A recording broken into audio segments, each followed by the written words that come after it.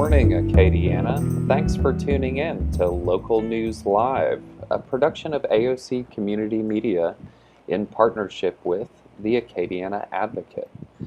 Every morning, or every Monday through Friday, I should say, between the hours of 9 and 10 a.m., we bring you the news as read by one of our wonderful volunteers. We're fortunate to have volunteers with us every Monday through Friday again to read the news. And this morning we are happy to welcome back into the fold a volunteer that you've heard from the studio many times. You're hearing her from her own home studio this morning, and we're so thankful that she came to be with us, Miss Jean Hurley. Jean, good morning. Oh, good morning, Matt. Very Thank. glad to be back. Oh, listen, my phone's ringing. I didn't turn my phone off. And here we were worried about my phone ringing Well, I'm and not my worried. dog barking. I'm not worried about any of that. I'm just so happy that you could be with us to read the news. I really appreciate it, and I'm going to go listen on Cypress Street. Thank you so much, Gene, and I'll be back with you at the end of the show. Absolutely. The first article we're going to read from the newspaper this morning is the headline is Governor, Louisiana cases may be plateauing. Coronavirus numbers remain really high.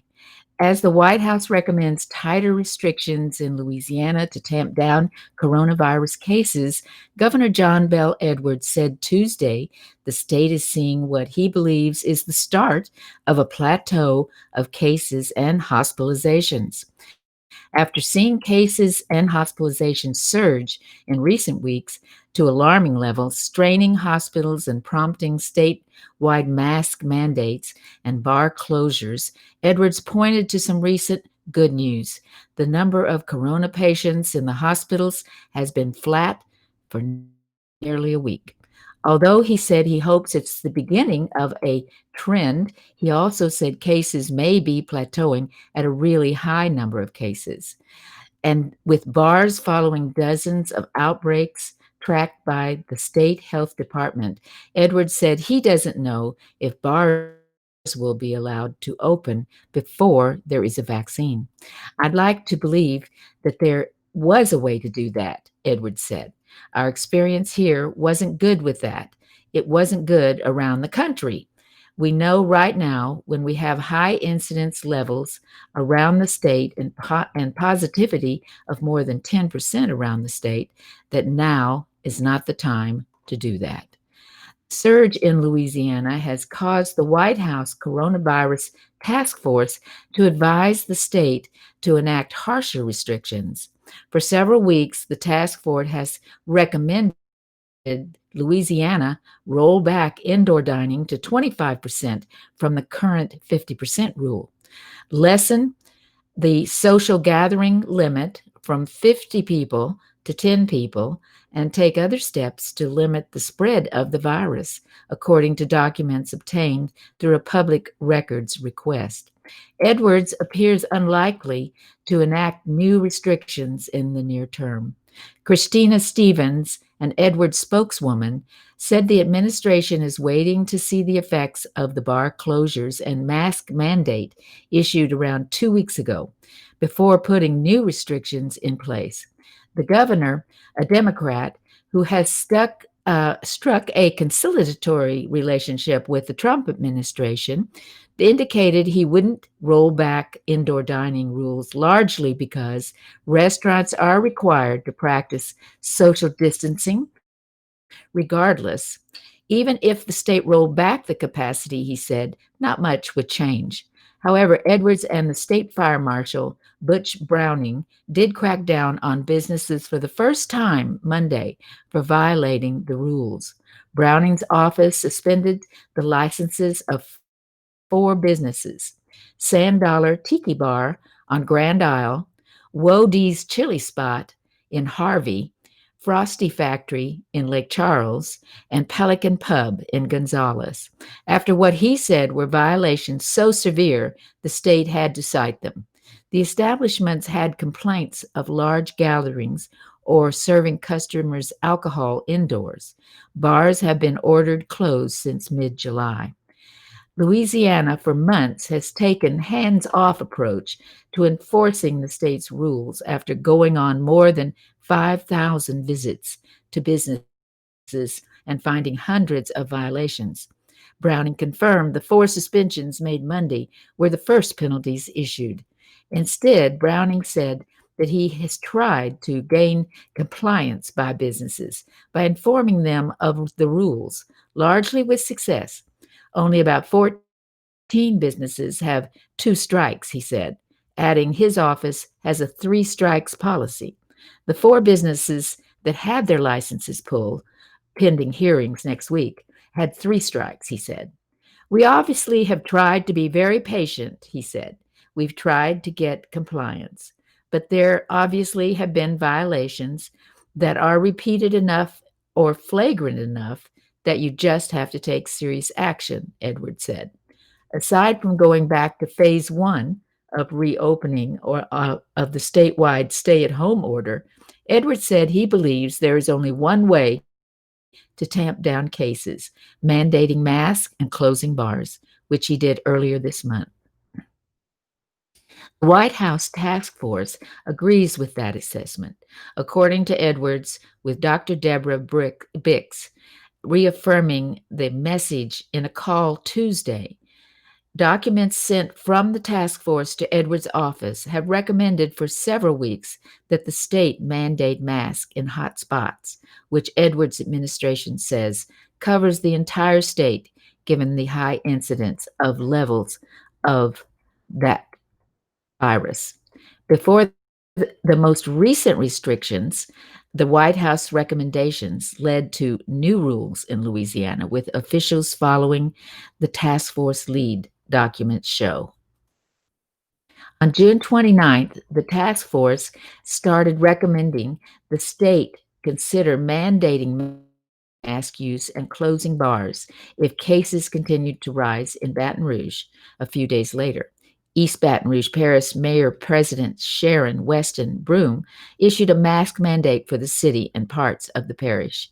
On July 5th, the task force recommended Louisiana require a cloth mask usage in highly affected areas experiencing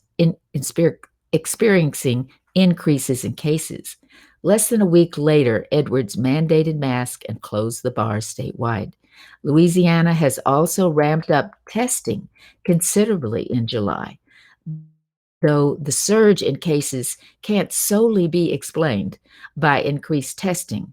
Because of the rising rates positivity levels, Edwards said the state has conducted nearly 550,000 tests, blowing the state's goal of 200,000 tests per month out of the water. And New Orleans will soon get a federal surge testing site, starting at the University of New Orleans Lakefront Arena, where people can drive through and get a free test, regardless whether they have symptoms or came into contact with someone who's positive. That type of testing center came to Baton Rouge recently, though far fewer people took advantage than officials hoped. Although the sites had 60,000 tests available, only 46,265 people have gotten tests this month through the sites, Edwards said. The governor also expressed concern about the state's dwindling unemployment trust fund, which could lead to a new charge on employers. The additional federal unemployment benefit of $600 per week for jobless people is expiring this week, and although Edwards said the $200 replacement put forth by Republicans in Congress is not enough, he did not say whether he believes $600 a week pushed by Democrats in Congress is appropriate. And let's move to another story on the virus. Warden, 39 virus cases at Vermilion Jail. Dormitory quarantine, many inmates are asymptomatic. This is a staff report. There are 39 confirmed cases of COVID-19 inside the Vermilion Parish Jail, according to a statement from the Chief Deputy Warden, Colonel Kirk J. Firth of the Vermilion Parish Sheriff's Office. Almost every positive case discovered was in a dormitory housing unit, Frith said, suggesting that area may be where the virus made entry and spread to others. The entire dormitory unit has been quarantined, and most of the inmates testing positive seem to be either asymptomatic or displaying minor symptoms. The jail doctor has examined the inmates who have tested positive, he said. Frith said each inmate is being monitored closely for symptom development, and if any of the positive inmates begin to present symptoms considered to be moderate or severe, they would be transferred to a state or medical facility for treatment and care. I have had conversations with our public health professionals, and at this point, there is nothing else we can do to prevent virus entry because it is here, Frith said. We will continue our daily health assessments on the inmates with positive COVID tests and provide medical care for them with maintaining close monitoring of the inmate population for symptoms with additional testing, quarantining, and treatment as the response. The parish jail has undergone many changes since March and stringent protocols designed to minimize the chance of the virus making entry into the facility, Frith said in a prepared statement. That includes limiting the public access to the jail, along with new inmate intake procedures that include in depth questionnaires, temperature screenings, and health appraisals on all new inmates as soon as they reach the intake area, and a 14-day quarantine of all new inmates before being housed in the general population areas. Other precautions within the jail include issuing masks to inmates upon intake, along with minimal and limited movement within the jail, which include inmate visitation, the restriction of inmate movement within housing units, and even feeding in the housing units rather than the dining room. However, Frith said the ability to social distance in a jail environment is impossible because the nature of the jail facility where the inmates are housed in pairs, in groups, and in dormitory settings. Additional precautions for jail staff that began in March include all of the standard procedures like mask wearing, daily temperature screenings before entry to the jail to work daily sanitation work areas, along with mandatory symptoms reporting that would result in testing with a quarantine away from work. Additionally, Frith said, staff members have been utilizing technology to facilitate court proceedings remotely in an effort to eliminate or at least minimize moving offenders to and from the jail. The many precautions we implemented in March of this year, coupled with many new procedures added along the way when new information became available, has been enormous in our efforts to minimize the chance of virus entry into the parish jail, he said. And just when you think maybe you've created a fortress against the virus's ability to enter, you discover that the virus has made its way in. And also on Tuesday, an asymptomatic inmate who tested positive for COVID-19 was identified in the Lafayette Parish Correctional Center, according to a statement from the Lafayette Parish Sheriff's Office. All people being booked into the Lafayette Parish Jail are required to complete a 14-day quarantine before being admitted with the remainder of the jail population, the Sheriff's Office spokeswoman Valerie Ponsati said. Because these protocols put into place at the onset of the pandemic, the inmate was still in mandatory quarantine stage of the intake process when the positive test result was received, she said. All other inmates being housed in the same pod have tested negative for COVID-19 and will be offered additional testing before being cleared from the quarantine. The Louisiana Department of Public Safety and Corrections is not allowing transfer of inmates between detention facilities to minimize the spread of COVID-19, according to this statement. And moving on to some other news. The headline is Effort to Keep Rec Centers Open in Black Neighborhood Fails by Claire Taylor, reporter. White members of the Lafayette Parish Council on Tuesday killed an effort by City Council and the lone Black parish councilman to keep recreation centers in largely Black neighborhoods open through October 31st. Lafayette Parish Mayor President Josh Guillory, without discussing the matter with Black councilmen, on July 17th announced he would close 4 recreation centers in North Lafayette and lay off 37 employees at those centers and park police effective August 14th, citing reduced sales tax income because of the COVID-19 business closures. No facilities in the predominantly white south side of Lafayette were closed, nor were 3 publicly owned and operated golf courses. Guillory's administrators said the 4 centers were selected because they aren't heavily used, and there are other centers in North Lafayette, and some lack bleachers in the gyms. The move drew outcry from Black residents at the council meeting a week earlier. 160 people signed cards opposing the recreation center's closure, and 30 called the council offices voicing opposition, and about 20 people spoke to the council asking to keep the centers open.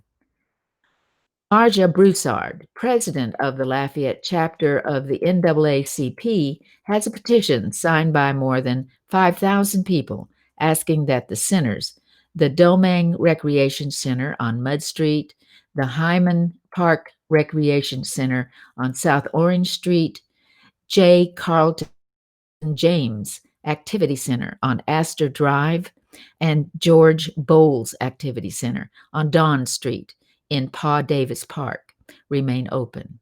On Tuesday, Guillory said he soon expects to seek formal proposals from individuals and entities willing to operate the recreation centers.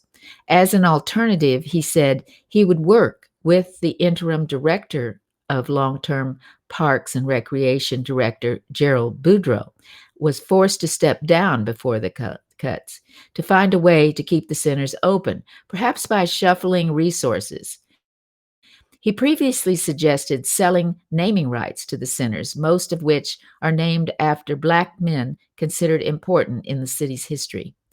City Council Chairman Pat Lewis and Parish Councilman A.B. Rubin proposed a special joint meeting of the 2 councils Tuesday to introduce an ordinance that would force Guillory to keep the centers open and the workers employed through the current fiscal year that ends October 31st. City Council members Glenn Lazard and Nanette Cook moved and offered a second to introduce the ordinance, which would return to the councils in 2 weeks for a final decision. When Rubin, the lone Black parish councilman, moved to introduce the ordinance, none of the white parish councilmen and women offered a second, nor did they offer an explanation. Rubin, saying closing the centers is doing a disservice to the children, asked the council to reconsider, but was met with silence. Cook, who served on the previous city parish council, said normally the mayor president would come to the council with such a mid-year in the budget. The way Guillory, who took office in January, handled the closures without council discussion and before the new fiscal year begins November 1st was not proper, she said. I don't think we were in dire straits. We were told we were in, Cook added. To the parish council members who won't even give us the courtesy of a second to move this forward, Lazard said, I implore you to reconsider your position. When Parish Council Chairman Kevin Nakwan asked again for a second to the motion, the other parish councilmen, Josh Carlson, John Gilbo, and Brian Tabor, remained silent, ending the joint council meeting and preventing several residents from addressing the councils. Property owners in Lafayette pay a 1.92 mil property tax that generates about $3 million a year that's dedicated to parks and recreation. No one else in the parish pays a tax dedicated to the parish Parks and Recreation Department, but general fund money is used to subsidize the department because the city tax isn't sufficient. Despite the dedicated tax paid only by city property owners, Assistant City Parish Attorney Paul Escott said the parish council declining to second the motion kills the ordinance because Parks and Recreation is within the legislative authority of the parish council, and city council funding for Parks and Recreation Department for fiscal year 2020-21, which begins November 1st, will be discussed by both councils at 1 p.m. on August 6th at the City Hall, located at 705 West University.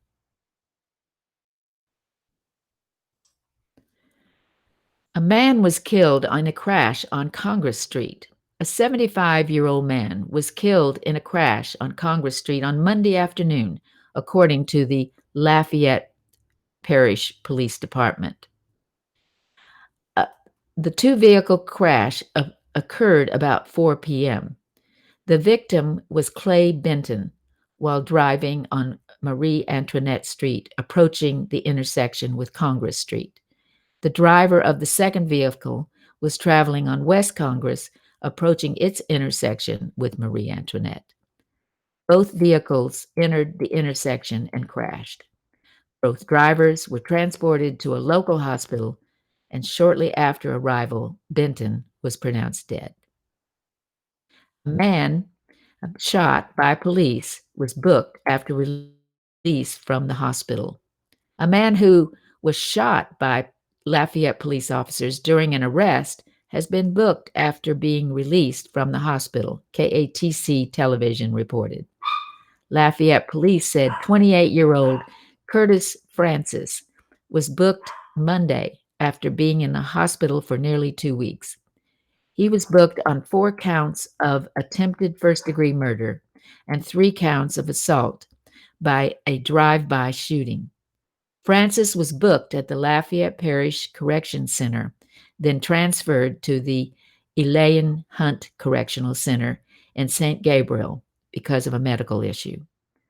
On July 15th, a traffic stop conducted by Lafayette police led to a foot pursuit to the area of St. Bernadette Drive, where an altercation took place between officers and Francis.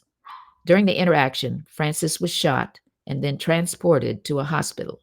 No officers were injured during the incident. In St. Martinville, a man is arrested Monday after a traffic stop and booked on account of intent to distribute LSD, according to a statement from the St. Martin Parish Sheriff's Office. On Monday morning, deputies with the St. Martin Parish Sheriff's Office were conducting proactive narcotics enforcement efforts when they observed a vehicle that failed to use turn signals. They subsequently conducted a traffic stop in the 6400 block of Restweber Highway.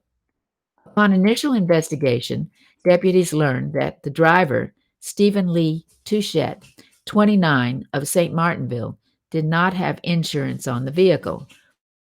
Following consent to search the vehicle, deputies located blotter paper with images of cartoon characters, a vial containing suspected liquid LSD, and materials that suggested a mobile clandestine laboratory. The papers have utilized to infuse LSD onto each perforated square, with each sheet having the potential of 225 doses. The evidence recovered had the potential to produce approximately 675, quote, hits of LSD, commonly referred to as acid. Touchette was booked on counts of creation or operation of a laboratory and manufacture of intent to distribute LSD, along with traffic violations.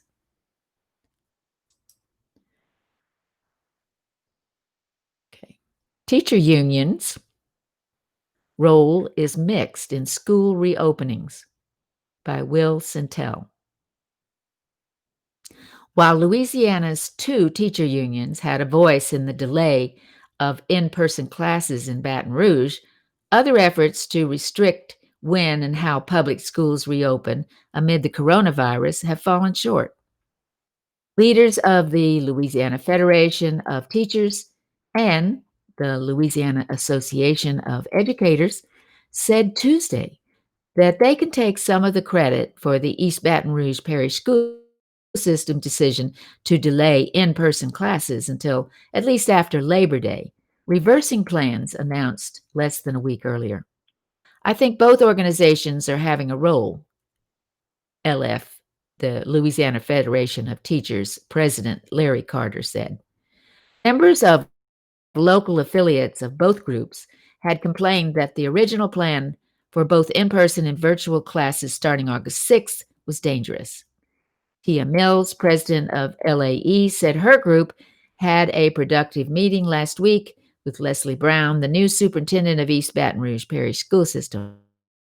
But both groups have failed to convince state or local leaders to go along with their key request: delay the start of public schools until positive cases of the coronavirus drop for 14 consecutive days.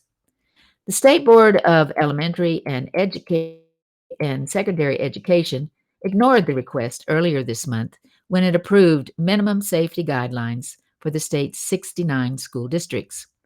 While local school districts have wide latitude to set their own school calendars, none have uh, so far gone along with the LFT or the LAE request to link the drop in cases in the state's 9 health regions over 2 weeks to the resumption of traditional classes.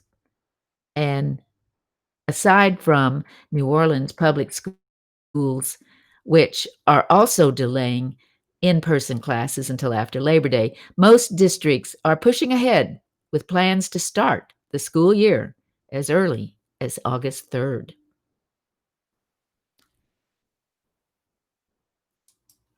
And here's an article entitled Frontline Worker Checks Go Out This Week.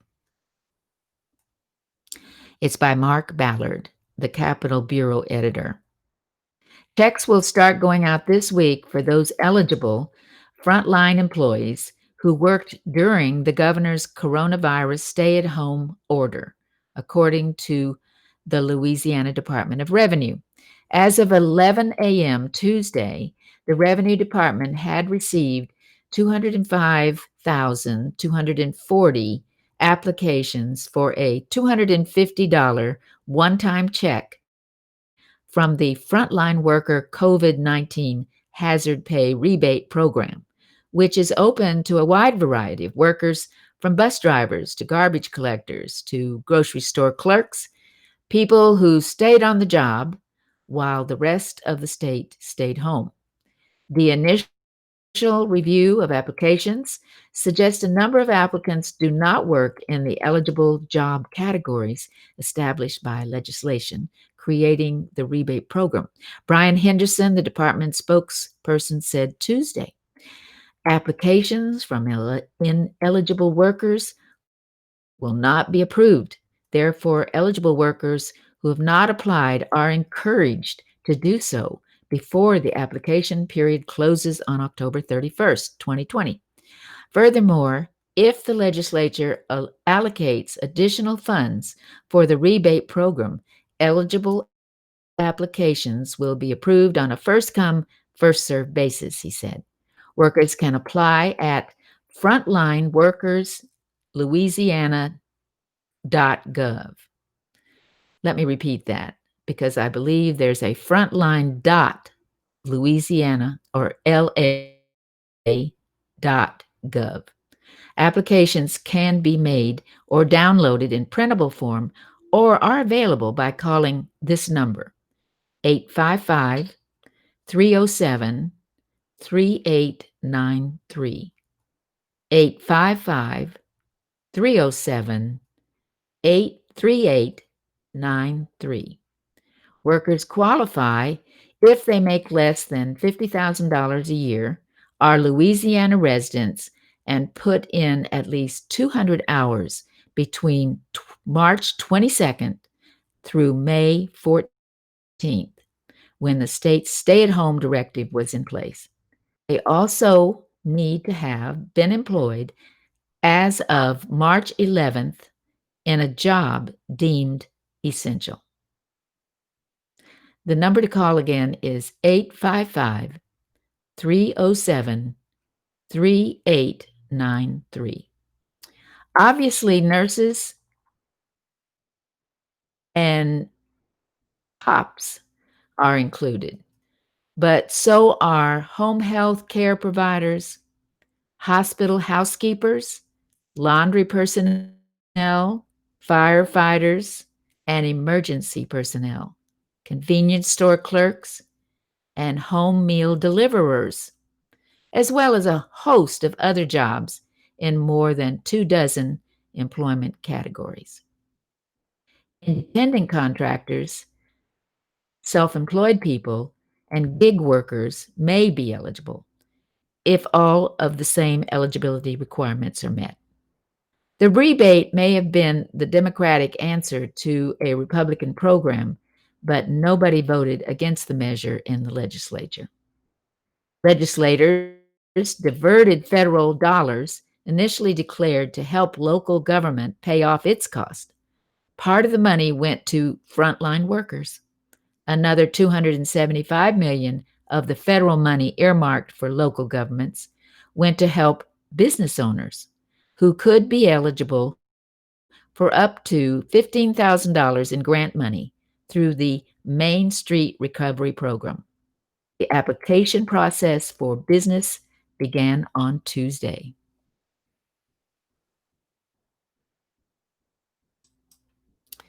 And our next article, Study, Race Trumps Income in Virus Impact, by Emily Woodruff. Income can be a strong force in determining who gets sick and dies from the coronavirus. Numerous analyses have found that poverty plays a key role in how quickly and savagely the virus spreads through a community. But a new study points out that even living in a high-income area does not protect racial and ethnic minorities from higher incidence of infection and death. Researchers from New York University's Grossman School of Medicine examined 10 major cities, including New Orleans, to understand why racial disparities exist with COVID. Racial and ethnic minorities had much higher infection and death rates than their white counterparts, regardless of whether they lived high or low income area. Sure, poverty plays some role, said study author Saramicha Adhark, assistant professor at NYU Langone Health Hospital and lead author of the study. But even in affluent areas, there is disparity. Quote, the study published in JAMA Network on Tuesday looked at 10 cities, New Orleans, New York, Boston, Detroit, Los Angeles, Atlanta, Miami, Chicago, Philadelphia, and Seattle. And of all the cities, the New Orleans metro area, which included 11 nearby parishes, had the highest rates of poverty, ranging from 11.8 in St. Tammany to 24.6 in Washington Parish.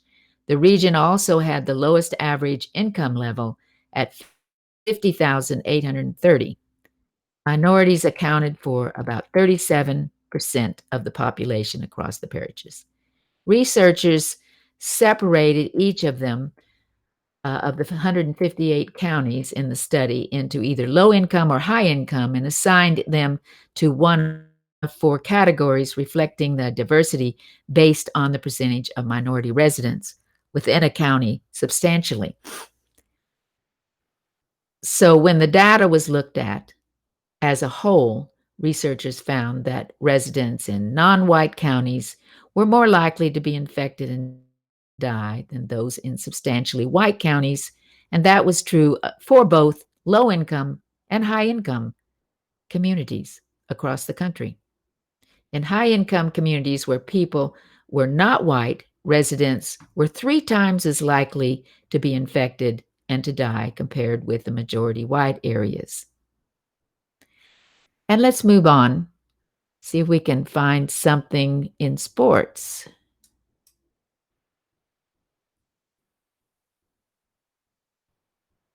Not today. Let's look at today in history. Today is Wednesday, July 29th. It's the 211th day of 2020, and there are 155 days left in the year. On July 29th, 1967, an accidental rocket launch on the deck of the supercarrier USS Forrestal in the Gulf of Tonkin resulted in a fire and explosion that killed 134 servicemen. Among the survivors was the future Arizona Senator John McCain, a U.S. Navy lieutenant commander who narrowly escaped with his life. In 1914, on this date, the transcontinental telephone service in the United States became operational with the first test conversation between New York and San Francisco. Massachusetts Cape Cod Canal, offering a shortcut across the base of the peninsula, was officially opened to shipping traffic. In 1957, the International Atomic Energy Agency was established. Jack Paar made his debut as host of NBC's Tonight Show. In 1958, President Dwight D. Eisenhower signed the National Aeronautics and Space Act, creating NASA. In 1965, the Beatles' second feature film, Help, had its world premiere in London. In 1968, Pope Paul VI reaffirmed the Roman Catholic Church's stance against artificial methods of birth control.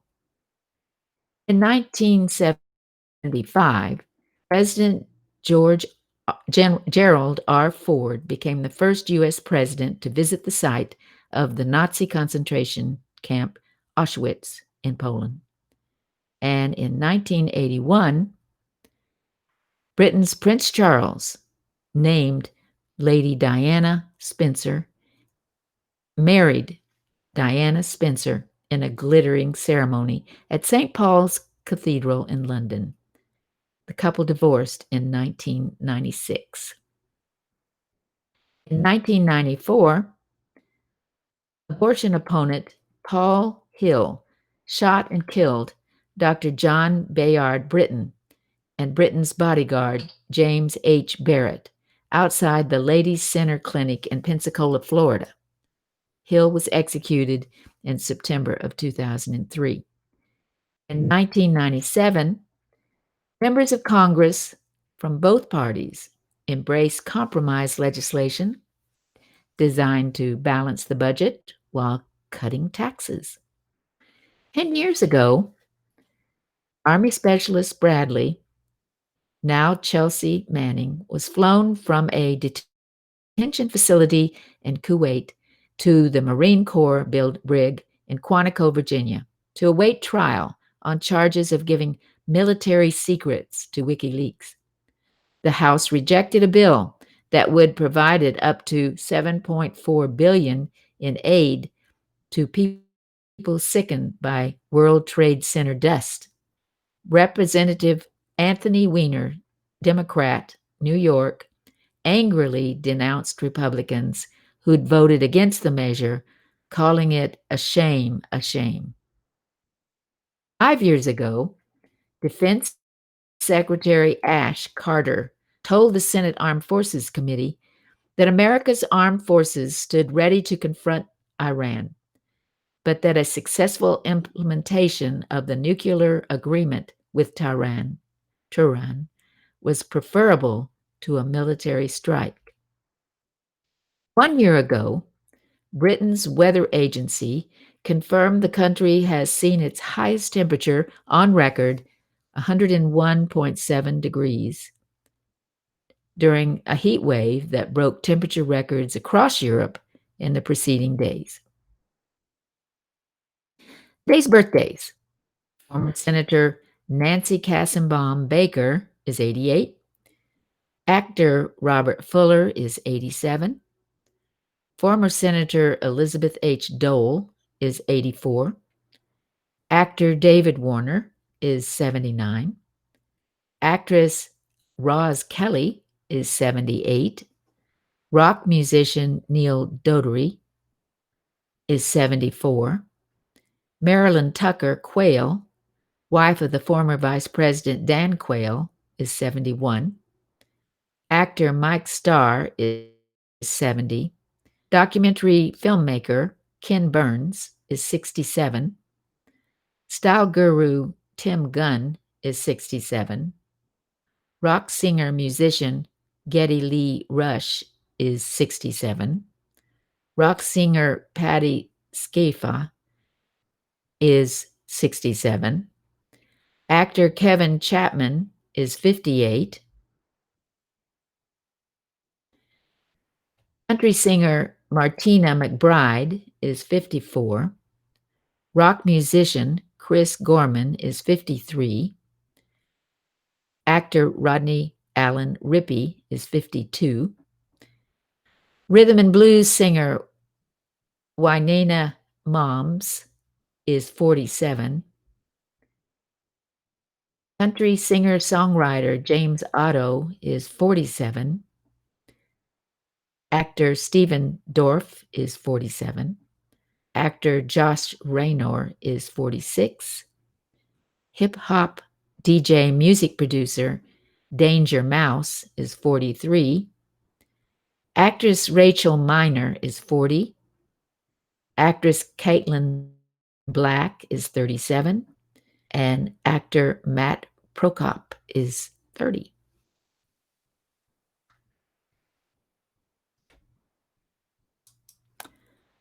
In the Western District of Louisiana, a U.S. attorney is confirmed to a federal judgeship. The U.S. Senate confirmed U.S. Attorney David Joseph of the Western District of Louisiana to a lifelong post as a federal district judge on Tuesday. Joseph, who served as U.S. Attorney since 2018, was confirmed by a 55-42 vote on senators that broke almost entirely down party lines.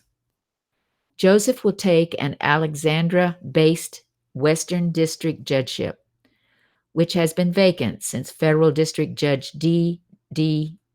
Drill took senior status in 2017. Joseph is a graduate of LSU's law school, worked as an assistant federal prosecutor before President Donald Trump tapped him for the U.S. attorney post in 2018. Trump also nominated Joseph for the federal district judgeship. All 53 GOP senators, including Louisiana's Bill Cassidy, John Kennedy, backed Joseph's nomination for the bench. Democratic Senators Doug Jones of Alabama and Joe Manchin of West Virginia, both considered moderates who represent states Trump carried handily in 2016, were the only two Democrats to vote in Joseph's favor. But Cassidy and Kennedy praised Joseph's confirmation in a joint statement on Tuesday.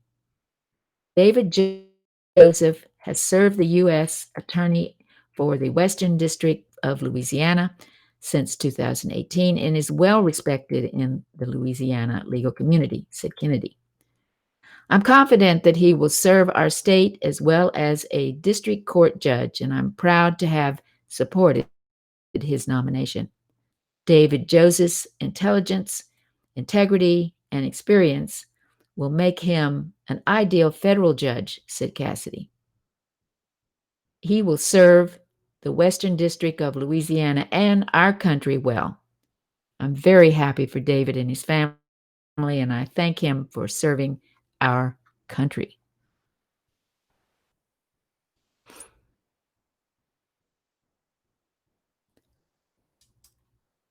Here's your horoscope for today. If you're a Leo, that means you were born between July 23rd and August 22nd. You should verify information you receive before sharing it with others. You'll make a difference if you work meticulously and are mindful of others. Love and romance and self improvement are favored. If you are a Virgo, that means you were born between August 23rd and September 22nd. You will succeed if you are practical and intent on doing your best. Your diligence will win you praise as well as rewards. Don't sacrifice your dreams for anyone or anything. If you were born between September 23rd and October 23rd, then your sign is Libra. And your horoscope offers you the advice to clear up uncertainties that stand in your way. Take a peaceful approach, even if someone else raises his or her voice. Handle things with care. Scorpio. That means you were born between October 24th and November 22nd. Before you make an investment, be sure you can afford to put your money on the line. Look for safeguards to ensure that you only have to deliver what you agreed to do. Sagittarius, you were born between November 23rd and December 21st. Don't let anyone manipulate you. Find common ground and a way to make your experience better. Romance is favored. Keep making progress. Capricorn, December 22nd to January 19th. Review an exciting prospect and formulate a plan to move forward. A change at home or to a meaningful partnership will help ease a stressful situation. Physical activity is encouraged. Aquarius, you were born between January 20th and February 19th. Look for a position or business arrangement that will allow you to use your skills to bring in more cash. Personal training, physical challenges, and romance are priorities. Pisces, you were born between February 20th and March 20th. Slow down. If you push too hard or too fast, you'll fall short. Avoid controversy at home and choose friends or relatives. Avoid controversy at home with close friends or relatives. Strive to get things done on time. Aries, you were born between March 21st and April 19th. Listen and observe, but don't buy into someone else's plan. Consider what you can do on your own and how best to use your skills to get ahead. Romance is favored. Taurus, born between April 20th and May 20th. Excuse me.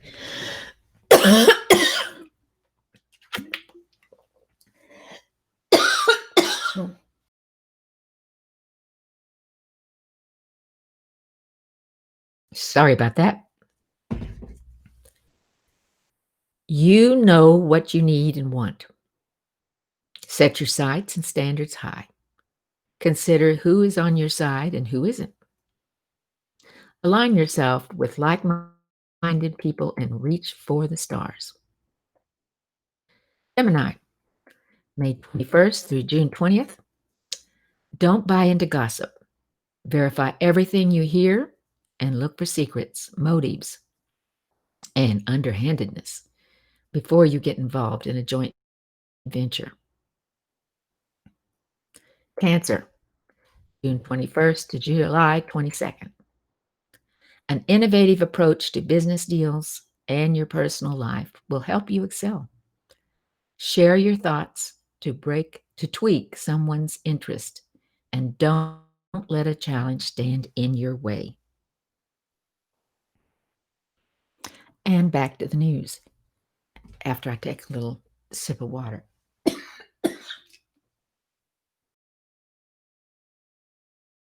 Go.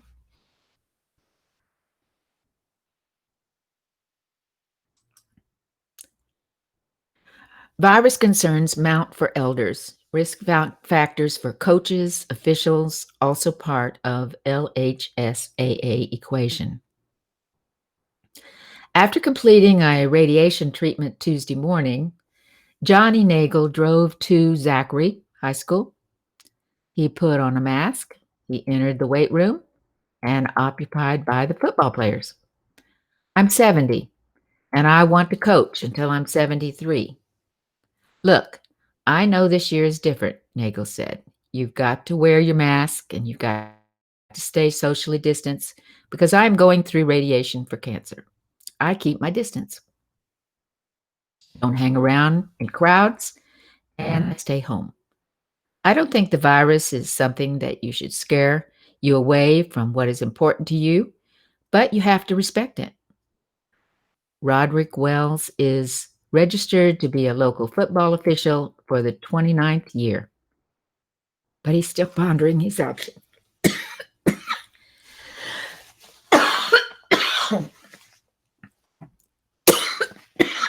Wow. Didn't know where that's coming from. Hey, Jean, I just wanted to Yeah, let you know if you need to take a break and take a sip of water, you've been reading for a long time, and I'm glad I to have, finish haven't up. I? Yes, ma'am, for sure. We sure appreciate it. Do you want me to take over this story? Okay, go ahead. Okay, let's see. We were at, I believe Roderick Wells is registered to be a local football official for the 29th year, but he is still pondering his options. I am 68 and I've been a clock operator the last couple of years, Wells said. There are different aspects for me to look at. The virus is serious, and I am an insulin dependent diabetic.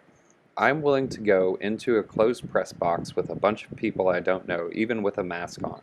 I love the game and I love the officiating, but I am still on the fence about what to do. Much of the talk surrounding LHSAA's return to sports during the coronavirus pandemic is prefaced on a concept of a safe return for student athletes.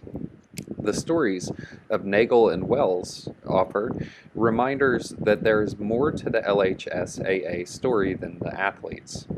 What could you be willing to do for the love of football, basketball, or volleyball? How about officiating? Is it an intensely personal question? It is an intensely personal question. With everything he, Nagel, has got going on right now, I leave what he does with the team up to him, Zachary head coach David Brewerton said. Johnny is such a workhorse. He is the first one in the building every morning. He loves coaching so much. What is amazing is the relationship he has with the kids.